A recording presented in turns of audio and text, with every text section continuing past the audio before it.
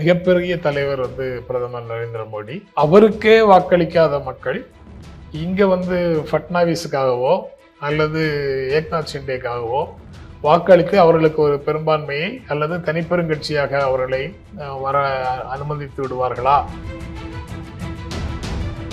So அந்த sympathy வே ஒரு எலெக்ஷனுக்கு தானா, இல்லை இந்த எலெக்ஷனுக்கு அது கேரி ஆகிறதுக்கான வாய்ப்புகள் இருக்கா, இல்லை மக்கள் ஒரு முறை உங்களுக்கு ஓட்டு போட்டுட்டோம் சிம்பத்திக்காகன்ற ஒரு மைண்ட் செட் வந்திருப்பாங்கன்னு நினைக்கிறேன்? மக்களவை தேர்தலில் சிம்பத்தியை காட்ட முடிந்தவர்களால மாநிலத்துக்கான சட்டப்பேரவை தேர்தலில் காட்டாமல் இருப்பாங்களா? இதுதான் அவர்களுக்கு மிக முக்கியமானது. அதனால தான் இந்த எக்ஸிட் போல்லேருந்து மாறுபட்ட ஒரு முடிவு வரக்கூடும் அப்படின்னு நினைக்கிறேன்.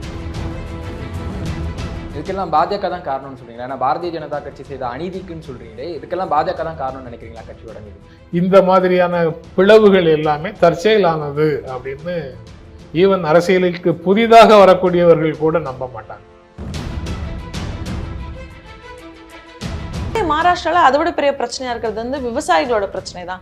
நிஜமாலுமே அந்த களத்துல விவசாயிகள் பிரச்சனை எந்த மாதிரியான தாக்கத்தை ஏற்படுத்துறேன்?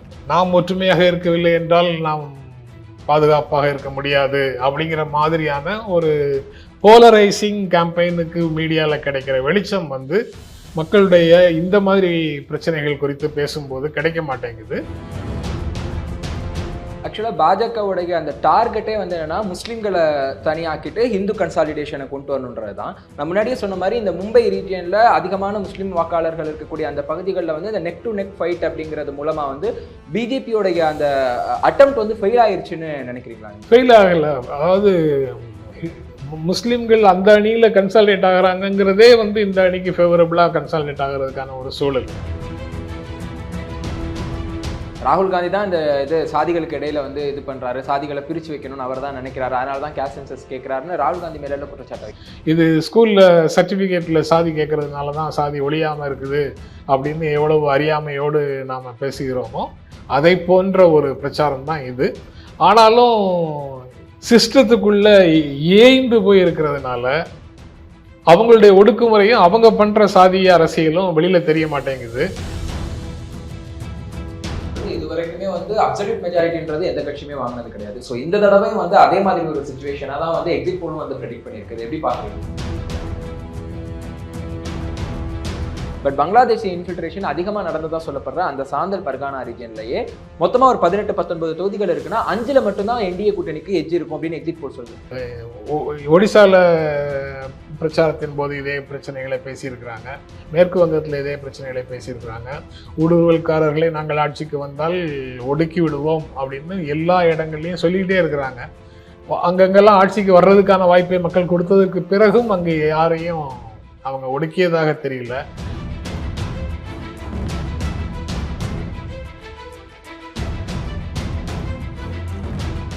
வணக்கம் and welcome to the south. நான் ராஃபிக். இன்றைய டிஸ்கஷனில் நம்ம கூட மூத்த பத்திரிகையாளர் ஜென்ராம் சார் இணைஞ்சிருக்காரு. அவர்கிட்ட பேசலாம். Hi sir. வணக்கம். 2024 எலெக்ஷன் அப்போ பார்த்தோம் அப்படின்னா அந்த மக்களவை தேர்தல் அப்போ மேக்சிமம் எல்லா எக்ஸிட் போல்ஸுமே பிஜேபிக்கு அப்சல்யூட் மெஜாரிட்டி கொடுத்துருந்தாங்க. பட் இப்போ ஜார்க்கண்ட் அண்ட் மகாராஷ்டிராவுடைய அந்த எக்ஸிட் போல்ஸ் எல்லாம் பார்க்கும்போது ஆல்மோஸ்ட் மிக்ஸ்டாகவே வந்திருக்கு. இதை நீங்கள் எப்படி பார்க்குறீங்க? ஒருவேளை அடி வாங்கிடக்கூடாது, திரும்ப அப்போ தப்பாக கொடுத்து அடி வாங்கிட்டோம் அப்படின்றதுக்காகவே மீடியாக்கள் அந்த மாதிரி ஒரு இதை ரெடி பண்ணியிருக்காங்களா சர்வேயை?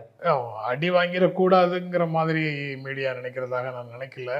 அவங்க எடுக்கிற சாம்பிள்ஸ் அந்த மாதிரி வந்திருக்குன்னு நினைக்கிறேன். இதுவும் சரியாக இருக்கும்னு நான் நினைக்கல. பிஜேபிக்கு ஒரு எட்ஜு சொல்லி மகாராஷ்டிரா எக்ஸிட் போல்ஸ் இருக்கு. நெக் டு நெக் ஃபைட்டாக ஜார்க்கண்ட் எக்ஸிட் போல்ஸ் ரிசல்ட்ஸ் இருக்கு.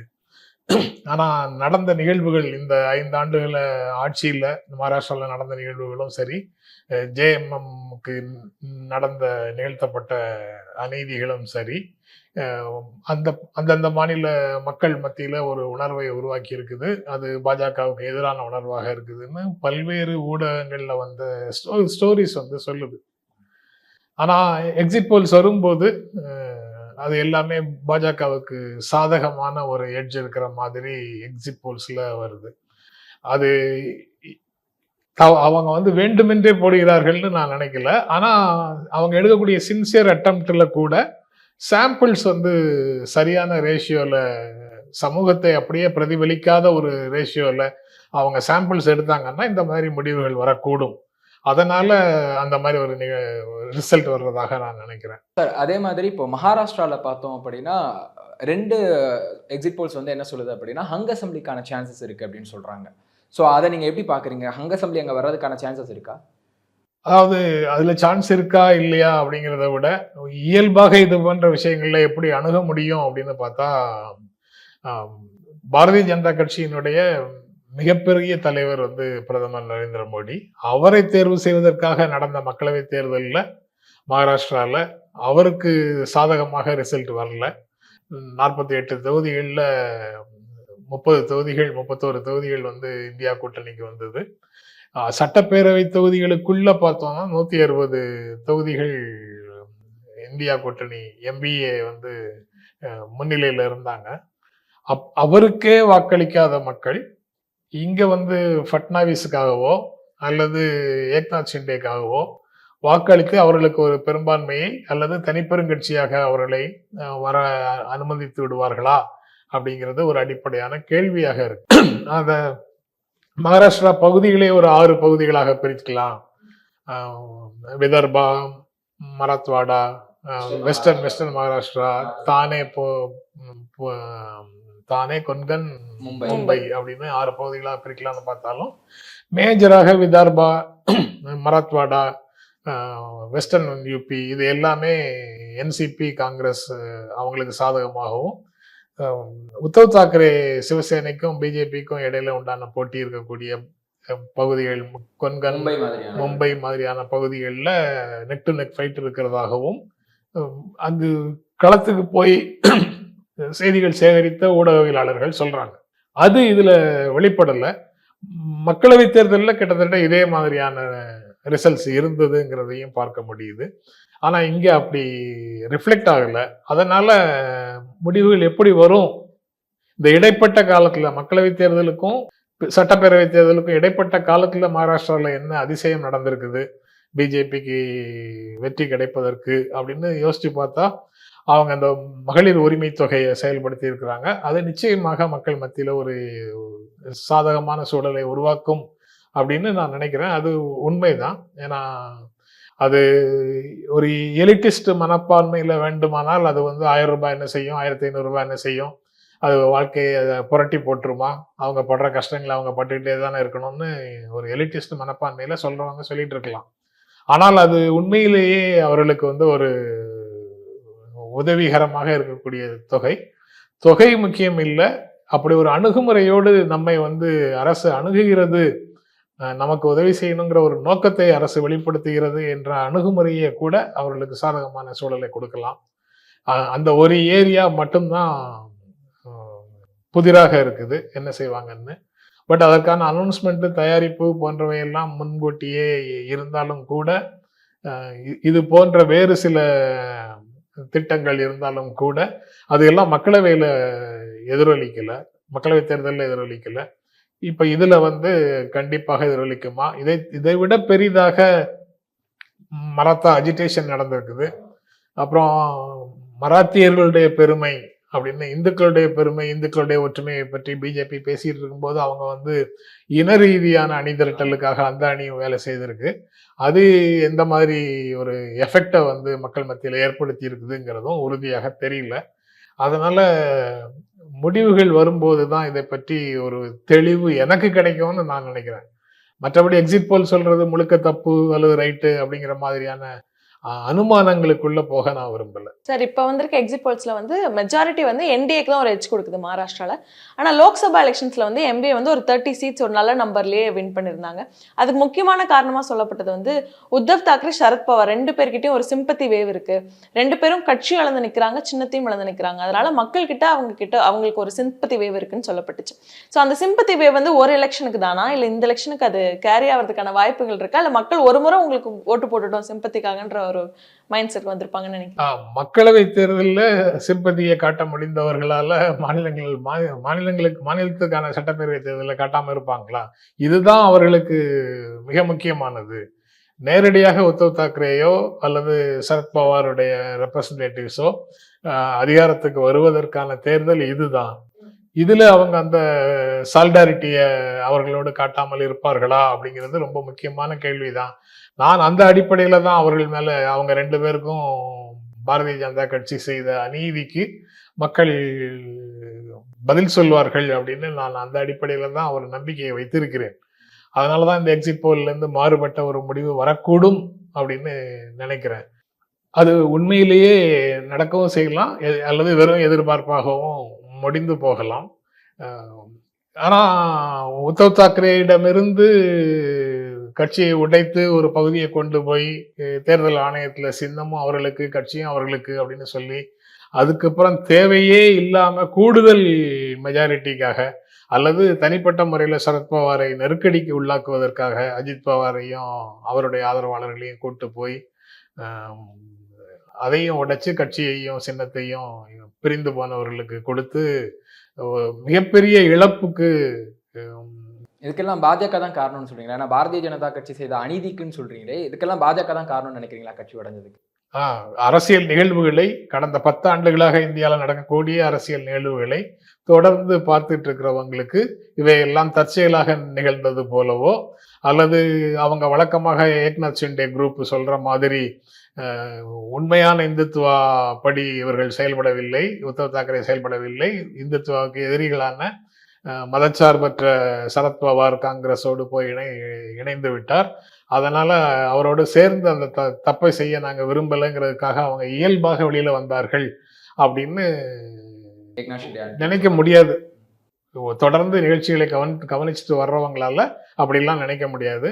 அது போக அங்கு அணி மாறி போனவர்கள் எல்லாருக்கும் ஒன்றியத்தின் விசாரணை அமைப்புகள் தொடர்பான வழக்குகளும் இருக்கு மிக பெரும்பாலான நபர்களுக்கு அப்படிங்கிறது கூடுதலான தகவல்.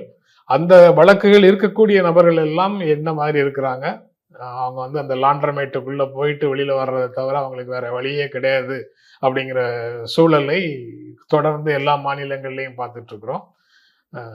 இப்போ ரீசெண்டா ஆம் ஆத்மியினுடைய ஒரு கைலாஷ் கூட போய் சேர்ந்ததை பார்த்தோம். அந்த மாதிரி நிகழ்வுகள் நடந்துகிட்டே இருக்கிறதையும் சேர்த்து தான் பார்க்க வேண்டியதாக இருக்கு. ரொம்ப விரல் விட்டு எண்ணக்கூடியவர்கள் மட்டும்தான் சிபிஐ, இடி இதற்கு பிறகும் தொடர்ந்து எதிர்த்தரப்பிலேயே நீடிக்கிறார்கள். அதுவும் எவ்வளவு காலத்துக்கு அப்படிங்கிறது கேள்விக்குரியது தான்.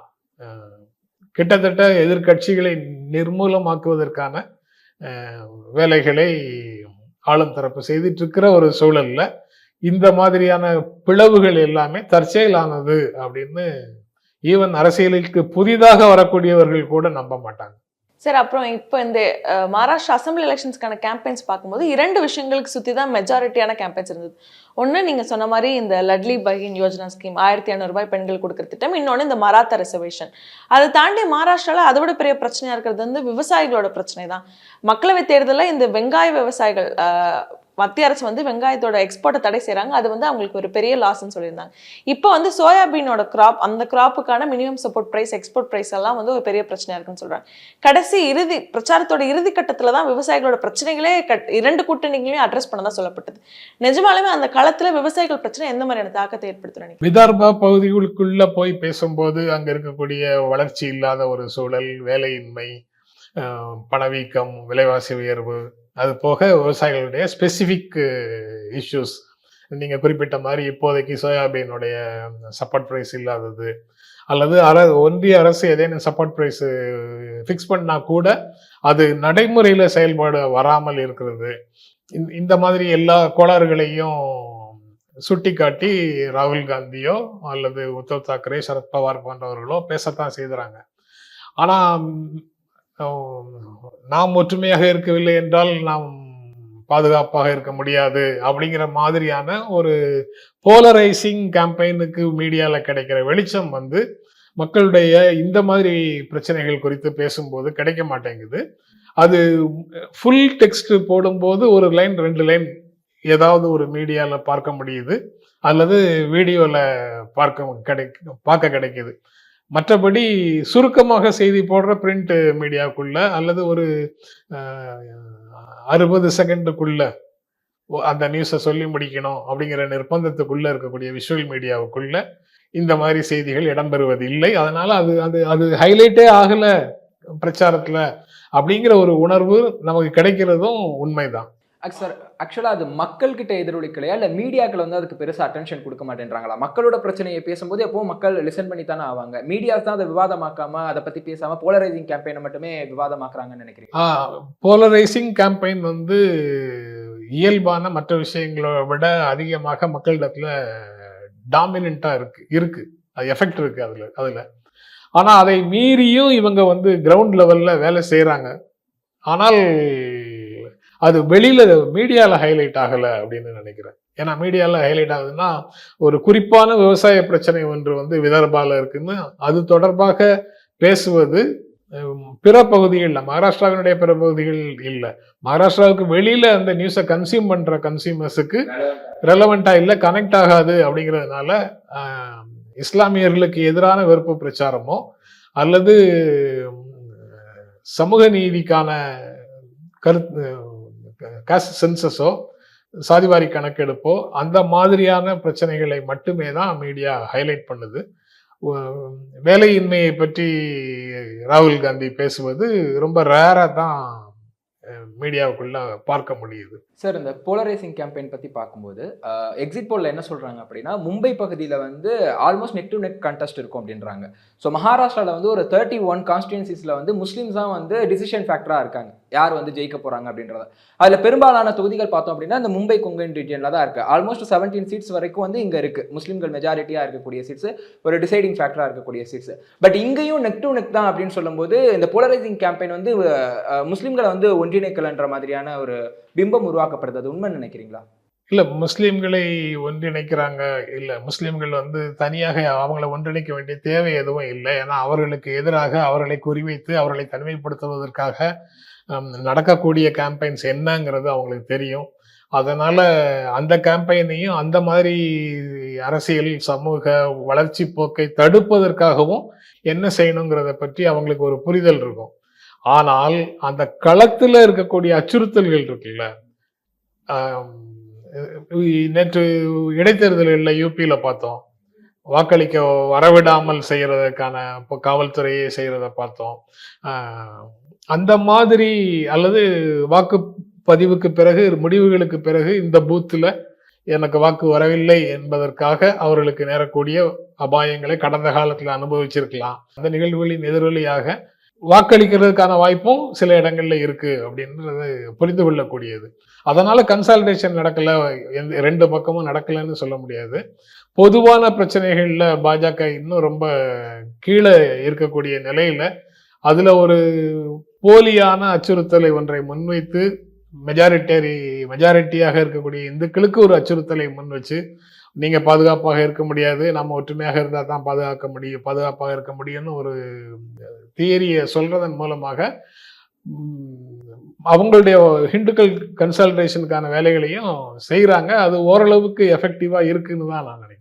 ஆக்சுவலாக பாஜகவுடைய அந்த டார்கெட்டே வந்து என்னன்னா முஸ்லீம்களை தனியாக்கிட்டு ஹிந்து கன்சாலிடேஷனை கொண்டு வரணுன்றது தான். நான் முன்னாடியே சொன்ன மாதிரி இந்த மும்பை ரீஜியனில் அதிகமான முஸ்லீம் வாக்காளர்கள் இருக்கக்கூடிய அந்த பகுதிகளில் வந்து இந்த நெக் டு நெக் ஃபைட் அப்படிங்கிறது மூலமா வந்து பிஜேபியோடைய அந்த அட்டெம்ப்ட் வந்து ஃபெயில் ஆயிருச்சுன்னு நினைக்கிறீங்களா? ஃபெயில் ஆகல, அதாவது முஸ்லிம்கள் அந்த அணியில கன்சாலிடேட் ஆகிறாங்கிறதே வந்து இந்த அணிக்கு ஃபேவரபிளா கன்சாலிடேட் ஆகிறதுக்கான ஒரு சூழல்.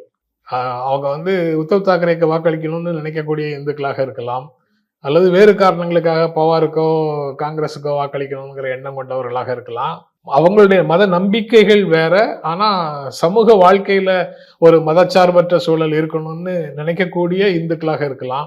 ஆனா இந்துக்களுக்கு ஆபத்து, அவங்க எல்லாம் ஒன்னா சேர்றாங்க, அவங்க எல்லாரும் ஒன்னா சேர்ந்தா அவங்களுக்கு ஆபத்துன்னு ஒரு இல்லாத ஒரு அச்சுறுத்தலை இருப்பதாக சொல்வதன் மூலமாக அவங்களுக்கு அவங்க மனசுல லேசா ஒரு பயத்தை விதைச்சிட்டா போதும், அவங்க வந்து பாஜகவுக்கு வாக்களிக்கக்கூடிய மனநிலைக்கு மாறுகிறார்கள் அப்படிங்கிறது படிப்படியாக அவங்க ஒவ்வொரு இடத்துலையும் வளர்ந்துட்டு இருக்கிறத பார்க்கும்போது தெரியுது.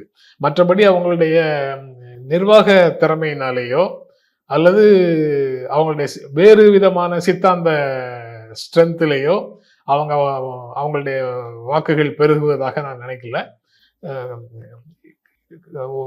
ஓபிசி டாமினன்ட் ஓபிசிக்கு எதிராக பிற ஓபிசிகளை ஒருங்கிணைக்கிறது, டாமினன்ட் பட்டியலின சாதிக்கு எதிராக பிற பட்டியலின சாதிகளை ஒருங்கிணைக்கிறது, அவர்களுக்கெல்லாம் அந்த சாதியால ஆபத்து இருக்கு அப்படிங்கிற மாதிரி அவர்கள் மனதில் ஒரு பயத்தை விதைத்து தன் பக்கம் அவர்களை சேர்த்துக் கொள்வது, இந்த மாதிரி ஒத்திகள் காரணமாக அவங்களுடைய சப்போர்ட் பேஸ கொஞ்சம் கொஞ்சமா பிரச்சாரத்துல ராகுல் காந்தி மேல எல்லாம் அவங்க குறை சொல்றாங்க.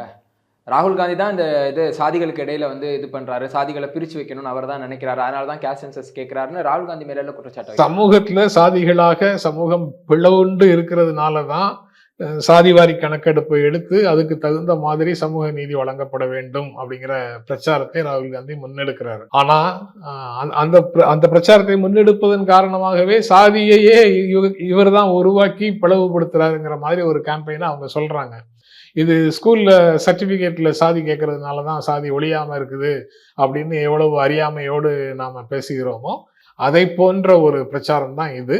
ஆனாலும் இவங்களுடைய சாதிகள் இவங்க சாதி ரீதியாக பிளவுபடுத்துவதும் சாதி ரீதியாக ஒடுக்குமுறைகளை கையாள்வதும் சிஸ்டத்துக்குள்ள ஏய்ந்து போய் இருக்கிறதுனால அவங்களுடைய ஒடுக்குமுறையும் அவங்க பண்ற சாதிய அரசியலும் வெளியில தெரிய மாட்டேங்குது. அதற்கு எதிராக ஒரு பிரச்சாரத்தை, அதற்கு தீர்வாக சில முன்னெடுப்புகளை காங்கிரஸோ மாநில கட்சிகளோ முன்வைக்கும் போது அவர்கள் சாதி பேசுகிறார்கள் என்று இவர்கள் பிரச்சாரம் செய்கிறார்கள். ஆர்எஸ் நிறைய இடங்கள்ல வேலை பார்க்கலன்னு சொன்னாங்க. ஆனா இந்த முறை வந்து நிறைய மீட்டிங்ஸ் நடத்திருக்காங்க, thousands and thousands of meetings நடத்திருக்காங்க, வீடு வீடா போய் கேம்பெயின்ஸ் பண்ணியிருக்காங்க ஆர்எஸ்எஸ் அப்படின்னு சொல்லப்படுது. இன்னொரு பக்கம் எம்பிஏ வந்து அதை கவுண்டர் அட்டாக் பண்ற அளவுக்கு அவங்க ஸ்ட்ராட்டஜி வந்து ரொம்ப ஸ்ட்ராங்கா இருந்ததா, பீப்புள் கிட்ட அவங்களோட ரீச் அதிகமா இருந்ததா, அது அவங்க வந்து கவுண்டர் அட்டாக் பண்ற அளவுக்கு அவங்க கேம்பெயின் பண்ணாங்கன்னு நீங்க நினைக்கிறீங்க? ஆர்எஸ்எஸ் வந்து முழுக்க முழுக்க வேலை செய்யாமல் இருந்தார்கள் மக்களவை தேர்தலின் போது அப்படிங்கிறது சரியான பார்வை இல்லைன்னு நினைக்கிறேன். அவங்கள பலர் வேலை செய்தாங்க, ஒரு பகுதி வேலை செய்யாமல் இருந்திருக்கலாம். அதுக்கு உறுதியான தரவுகள் எதுவும் இல்லை. அவங்களாக வந்து தோல்வி, அவர்களுடைய கேம்பெயினுக்கு மக்கள் மத்தியில் என்ன ரெஸ்பான்ஸ் இருக்கு அப்படிங்கிறது தெரிஞ்சு இனி இவ்வளவு ஷார்ட் டியூரேஷனுக்குள்ள அந்த அந்த மனநிலையை மாற்ற முடியாது, அதனால விட்டுருவோம், இது ஒரு பாடமாக பிஜேபிக்கு இருக்கட்டும் அப்படின்னு ஒரு வேளை இருந்திருக்கலாம். யூபியில நடந்த விஷயங்களே அப்படிதான் பார்க்க முடியுது. அது யோகிக்கும் மோடிக்கும் இடையில உண்டான வேறுபாடு, அதுல அவர்களுடைய ஆதிக்கத்தை கட்டுப்படுத்தணும் அப்படிங்கிற ஒரு எண்ணத்துல அவங்க ஒதுங்கி இருந்திருக்கலாம். ஒதுங்கி இருந்தாங்கன்னா பிஜேபிக்கு வாக்களிக்காமலே இருந்தார்களா? இல்ல. அவர்களுக்கு நெருங்கியவர்களை வாக்களிக்க கூடாதுன்னு சொன்னாங்களா? இல்ல. அவர்களுக்கு பாடம் கற்பிக்க வேண்டும் என்றால் எதிர்கட்சிகளுக்கு ஆதரவாக பிரச்சாரம் செய்தார்களா? இல்ல. ஆனா தோல்வி வரப்போகுதுங்கிறது தெரியும் போது நாங்கள் பிரச்சாரம் செய்யவில்லை என்று ஒரு கேம்பெயினை எஸ்டாப்ளிஷ் பண்றாங்க. இப்போ வெற்றி கிடைக்கக்கூடும், அல்லது வெற்றி வாங்கித்தான் ஆகணும். கண்டிப்பாக அவங்களுடைய 100வது ஆண்டு விழா வருது. அதற்கு அந்த சமயத்துல நமக்கு இங்க பவர்ஃபுல்லா இருக்கணுங்கிற ஒரு கம்பல்ஷன்ல அவங்க இப்போது முழுமூச்சாக இறங்கி வேலை செய்யலாம். ஆனா அவர்கள் வேலை செய்தாலே அவர்களுக்கு வெற்றி கிடைக்கும் அப்படிங்கிறதுக்கு எந்த விதமான தரவுகளும் இல்லை. அதை தாண்டி அந்த வேலை, அவர்களுடைய வேலையின் தன்மை எப்படி இருக்குங்கிறது கேள்விக்குரியது. அது நம்ம கண்ணுக்கு தெரியக்கூடிய வகையில நடக்கிறதா இல்ல தெரியாத வகையில நடக்கிறதா அப்படிங்கிறத பொறுத்தும் அவங்க வேலை செய்யறாங்களா செய்யலையாங்கிறத நம்ம புரிந்து கொள்ளலாம். சார், மகாராஷ்டிரா எலெக்ஷன்ல இண்டிபெண்டன்ட் கேண்டிடேட்ஸோட ரோல்ஸ் வந்து என்னவா இருக்கும்னு நினைக்கிறீங்க? ஏன்னா ஸ்டார்டிங் ஃப்ரம் 1990ஸ்ல இருந்து இப்போ வரைக்கும் 2019 வரைக்கும் பார்த்தோம்னா அங்க வந்து இண்டிபெண்டன்ட் கேண்டிடேட்ஸ் வந்து பெரிய ரோல் பிளே பண்ணியிருக்காங்க. நான் 1990, 95 2 தடவை வந்து கவர்மெண்ட்டுக்கு சப்போர்ட் பண்ணி கவர்மெண்ட் ஃபார்ம் பண்ணதுக்கே இண்டிபெண்டன்ட் கேண்டிடேட் தான் உதவி பண்ணியிருக்காங்க. பட் இப்போ எக்ஸிட் போல் எல்லாம் பார்த்தோம் அப்படின்னா இண்டிபெண்டன்ட் கேண்டிடேட்டே வந்து ஆல்மோஸ்ட் வந்து ஒதுக்கிட்டாங்க. இண்டிபெண்டன்ட் கேண்டிடேட்ஸ்ன்ற ஒரு இதுவே இல்லை, அதர்ஸ்ன்னு போட்டு மட்டும்தான் 5 சீட்டு 7 சீட்டுன்னு கொடுத்துருக்காங்க. ஸோ இதை எப்படி பாக்குறீங்க? இல்ல, இண்டிபெண்டன்ட் கேண்டிடேட்ஸ்னு சொல்லக்கூடியவர்கள் வந்து பெரும்பாலும் ரெபல் கேண்டிடேட்ஸா இருக்காங்களா அப்படிங்கிறது ஒண்ணு, அல்லது வெவ்வேறு பகுதிகளில் சிறு சிறு கட்சிகள் இருக்கு. இந்த 4 முதன்மையான கட்சிகளும் அந்த கட்சிகளுக்கு தங்களுடைய கூட்டணிக்குள்ள இடம் கொடுத்து எவ்வளவு தூரம் சேர்க்கிறாங்க அப்படிங்கிறது தெரியல. இப்போ சிபிஐ, சிபிஎம் அல்லது விவசாயிகளுக்கான கட்சி, பிரகாஷ் அம்பேத்கர், அப்புறம் எம்என்எஸ், இந்த மாதிரி பல கட்சிகள் அங்க வந்து வெளியில இருக்கிறாங்க. 4%, 2%, 1%ங்கிற மாதிரி வாக்குகள் பெறக்கூடியவர்களாக அவங்க இருக்கிறாங்க. அவங்க வந்து இந்த கூட்டணிக்குள்ள இடம் பெறாத நிலையில ஏதேனும் ஒரு தொகுதியில மட்டும் ஒரு ப்ராமினென்டான லீடர் இருந்தாருன்னா அவர் அந்த இடத்துல தனியாகவே நின்று இந்த கட்சிகளே இந்த கூட்டணிகளை தாண்டி ஜெயிக்கலாம். அப்படி ஜெயிக்கக்கூடியவர்கள் ஓரிருவர் இருந்தாங்கன்னா இன்னும் 2-3 பேர் ரெபல் கேண்டிடேட்ஸாக இருக்கிறாங்க. மக்களவை தேர்தலிலேயே rebel candidate, Congress rebel candidate ஒருவர் ஜெயிக்கிறத பார்த்தோம். மக்களவை தேர்தலிலேயே ரெபல் கேண்டிடேட்டா நின்று பார்ட்டி ஜெயிக்க முடியுதுன்னா சட்டப்பேரவை தேர்தலில் கண்டிப்பாக அதிகமாகவே ஜெயிக்க முடியும். அது போக 2 கூட்டணிகளுமே அந்த கூட்டணிக்குள்ள பெரிய அளவுல கொள்கை அளவுல ஈடுபாடு கிடையாது, ஒற்றுமை கிடையாது. அதனால ஏற்படக்கூடிய முரண்கள் காரணமாகவும் இந்த கட்சிக்கு கிடைக்காம இன்னொரு கட்சிக்கு ஒரு தொகுதி ஒதுக்கப்பட்டது என்றால் அங்க இந்த கட்சியை சார்ந்தவர் வெளியில போய் கேண்டிடேட்டாக நின்று அபிஷியல் கேண்டிடேட், கூட்டணியினுடைய அபிஷியல் கேண்டிடேட்டை தோற்கடிக்கக்கூடிய நிகழ்வுகளும் நிகழலாம். அந்த மாதிரியும் நடக்கலாம்.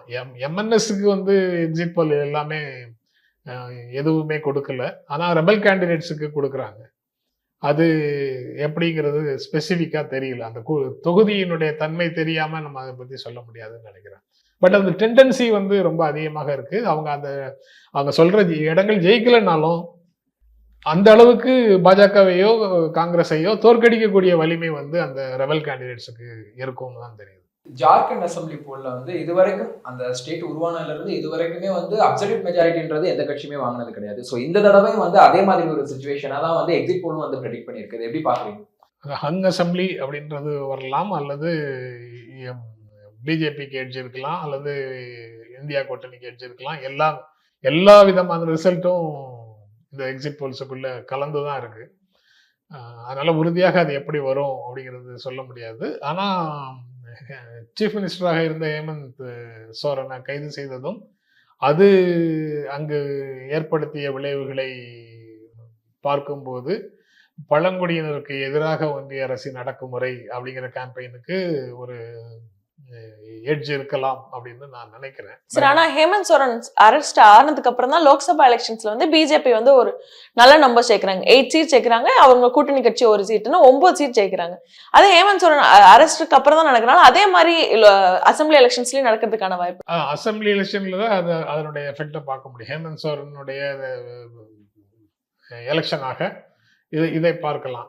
அல்லது ஒருவேளை ஹேமந்த் சோரனோ அல்லது ஜேஎம்எம்மோ பிஜேபி குற்றம் சாட்டும்படி அவர் மோசமான நிர்வாகத்தை கொடுத்து கொண்டிருக்கிறார்கள் என்றால் ஒருவேளை அந்த ரிசல்ட் மோசமாக இன்னும் கடுமையாக ஜேஎம்எம்முக்கு எதிராக இந்த எக்ஸிட் போல்ஸ் இருக்கணும். ஆனா அந்த மாதிரி இல்லை. இந்த exit polls neck to neck ஃபைட்டுன்னு சொன்னா இன்றைய அரசியல் சூழல்ல என்னுடைய புரிதல் எதிர்கட்சிகள் நல்லா பெர்ஃபார்ம் பண்றதுக்கான ஸ்கோப் இருக்கிறதாகத்தான் நான் நினைக்கிறேன்.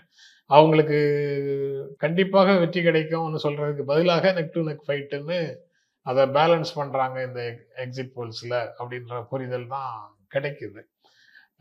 பட் எக்ஸிட் போல்ஸை அடிப்படையாக வச்சுட்டு நம்ம பேச முடியாது.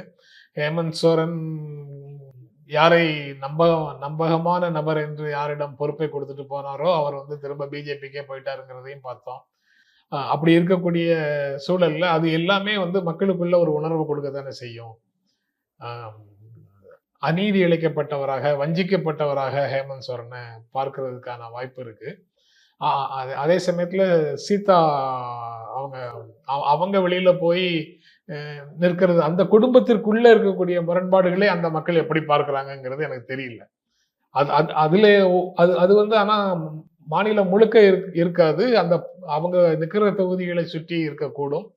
ஆனா அவங்களே கூட பிஜேபி சரியான முறையில செயல்படவில்லை அப்படின்னு அவங்களே தான் அதிருப்தியை தெரிவிச்சதையும் நம்ம கடந்த காலத்துல பார்த்துருக்கிறோம். அதனால அது எக்ஸாக்டா என்னன்னு தெரியல. ஜேஎம்எம், காங்கிரஸ், ஆர்ஜேடி, அதை தாண்டி பழங்குடியினர் மாணவர் யூனியன், அந்த மாதிரி சில அமைப்புகள் இருக்கு.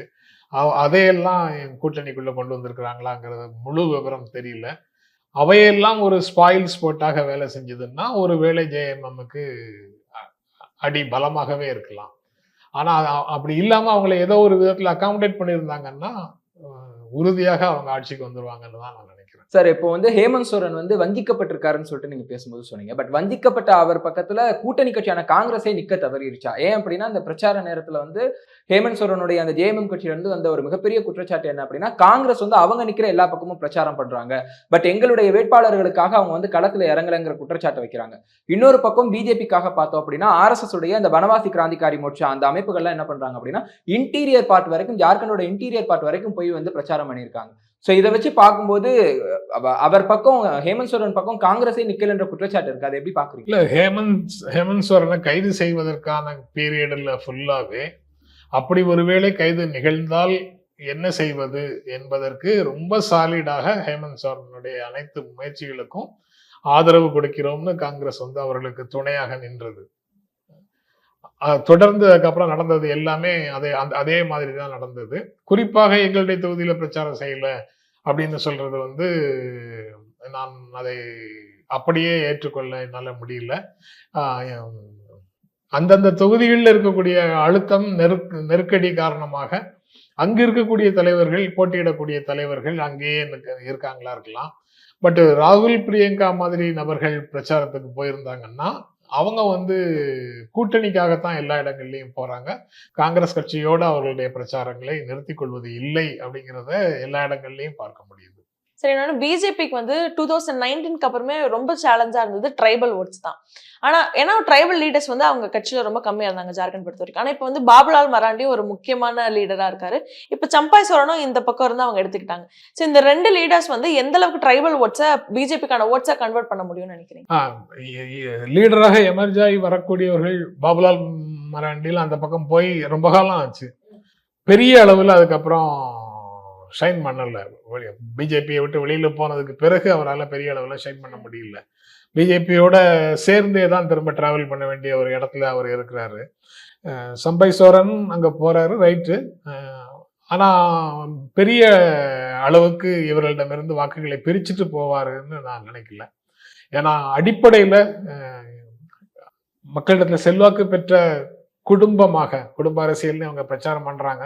அதனால குடும்பமாகன்னு சொல்றதுல ஒரு சிக்கலும் இல்லைன்னு நினைக்கிறேன். சிபுசோரன் குடும்பத்தை வந்து தங்களுடைய லீடர்ஷிப்பாக பார்க்கக்கூடியவர்களுக்கு ஹேமந்த், கல்பனா அவங்க என்ன சொல்றாங்களோ அவங்க கூட தான் மக்கள் இருப்பாங்கன்னு நான் நினைக்கிறேன்.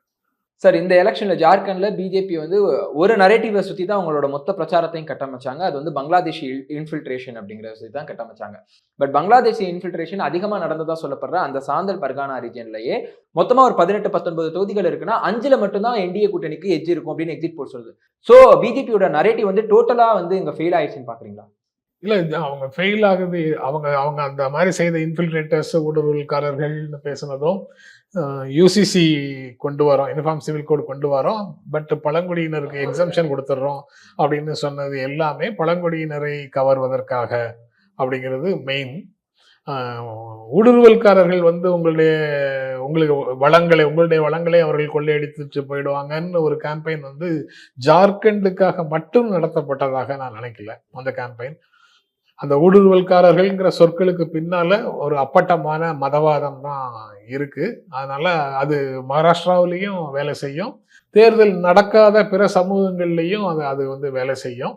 அப்படி ஒரு கேம்பெயினை தான் பாஜக அங்க நடத்தினதாக நான் நினைக்கிறேன். ஒடிசால பிரச்சாரத்தின் போது இதே பிரச்சனைகளை பேசியிருக்கிறாங்க.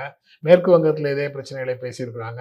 ஊடுருவல்காரர்களை நாங்கள் ஆட்சிக்கு வந்தால் ஒடுக்கி விடுவோம் அப்படின்னு எல்லா இடங்கள்லையும் சொல்லிக்கிட்டே இருக்கிறாங்க. அங்கங்கெல்லாம் ஆட்சிக்கு வர்றதுக்கான வாய்ப்பை மக்கள் கொடுத்ததற்கு பிறகும் அங்கே யாரையும் அவங்க ஒடுக்கியதாக தெரியல. ஒடுக்கணுங்கிறதுக்காக நான் சொல்லலை.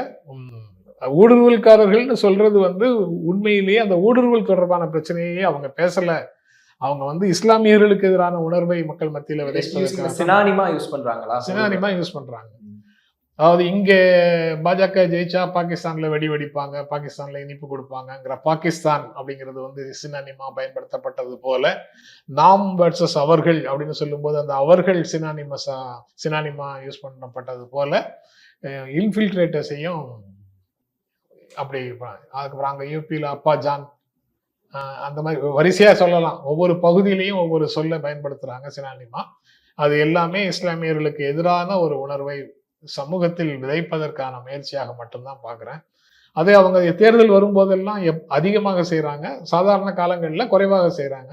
அதை அவங்க தொடர்ந்து செய்துக்கிட்டு தான் இருக்கிறாங்கங்கிறதையும் பார்க்க முடியுது. இவ்வளவு நேரம் எங்க கூட இருந்து உங்களுடைய கருத்துக்களையும் இன்சைட்ஸ்களையும் பகிர்ந்து கொண்டதுக்கு ரொம்ப நன்றி சார். ரொம்ப நன்றி.